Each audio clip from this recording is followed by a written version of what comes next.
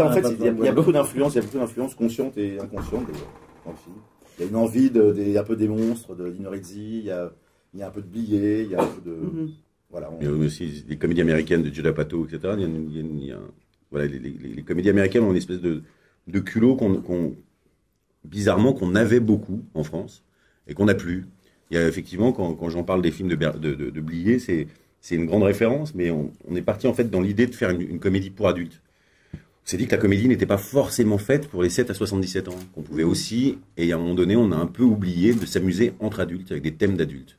Voilà, donc évidemment, ça en choque certains. Le but n'était évidemment pas de choquer ni de faire de la polémique, c'était simplement de s'amuser avec des thèmes de notre âge, parce qu'on a le droit aussi. On n'est pas obligé de faire la guerre des boutons. On n'est pas obligé. Voilà.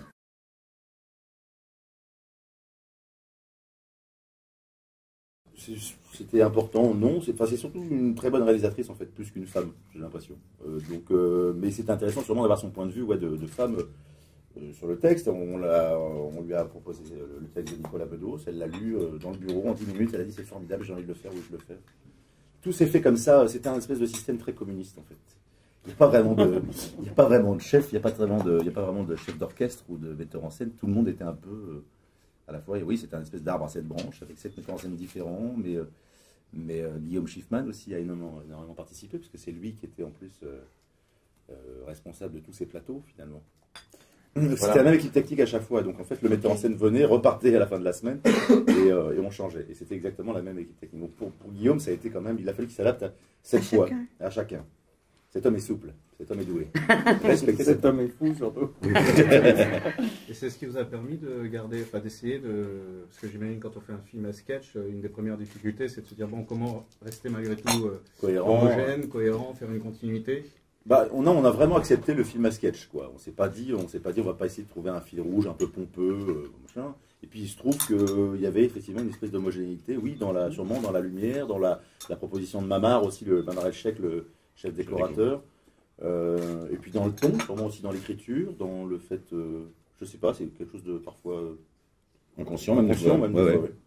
Comme l'ordre des sketchs, par exemple, qui est intervenu qu'à la fin, quand on était en montage, parce on s'est aperçu que la physionomie du film changeait complètement suivant l'ordre des sketchs. Et puis en fait, il y en a un qui s'est imposé à nous, naturellement, parce qu'il fait que les sketchs se répondent les uns les autres. Le séminaire répond à Lolita qui répond à la question. Et en fait voilà, quoi. Donc c'est vrai qu'il y avait... tout n'était pas réfléchi et tout a été une sorte de work in progress permanent, quoi. Avec les acteurs, avec les réalisateurs, avec la monteuse. Enfin voilà, ça a été jusqu'au bout quelque chose qui était une espèce de boule qui avançait, quoi.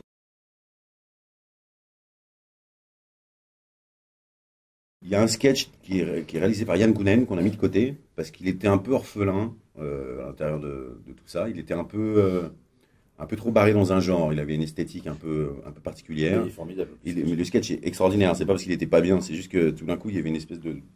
Il y avait moins de cohérence et ça nous faisait un peu sortir du film. Et donc puis on l'a retiré. Et puis c'était long. Vous allez en faire quoi? On l'a mangé. L'actrice.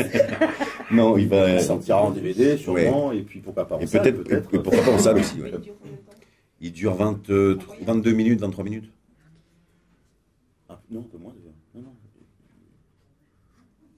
17, 18. Ah bah 17. Ah, bon, alors...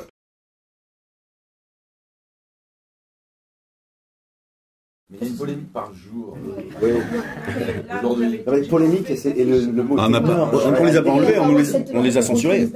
Je vais vous dire, c'est juste pour vendre du papier. Voilà. On a créé de la saga.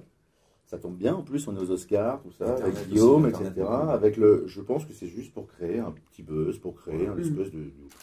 Parce que cette affiche, elle existe depuis 1982, dans un film Paradis pour tous avec Devers. Oui, effectivement. C'est juste qu'on rétrograde et ça devient insupportable. Donc voilà, et puis on s'amuse à dire des conneries autour de tout ça. Puis c'est quand même... C'est anecdotique, quoi. Puis c'est très faux cul, tout ça. C'est surtout très hypocrite, quoi. De nous censurer. Voilà, encore que les affiches de ce mauvais goût, on est dans...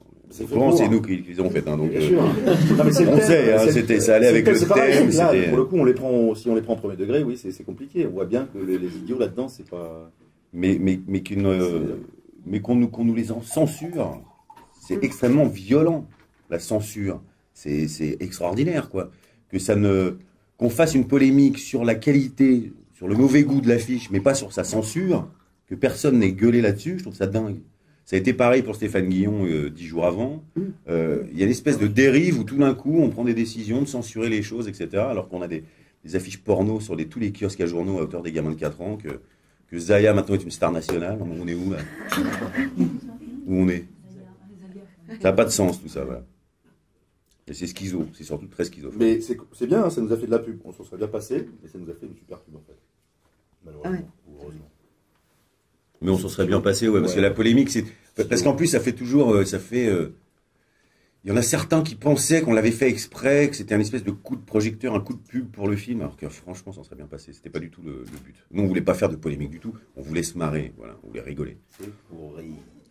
Oui, puis du coup, vous passez peut-être plus de temps à parler de ça que du film en lui-même. Absolutely right. Bah oui. Tout carrément. Et c'est pour ça qu'il faudrait qu'on arrête avec ces questions-là, Voilà. qu'il faudrait qu'on la mette de côté. On devrait botter en touche et dire stop, quoi.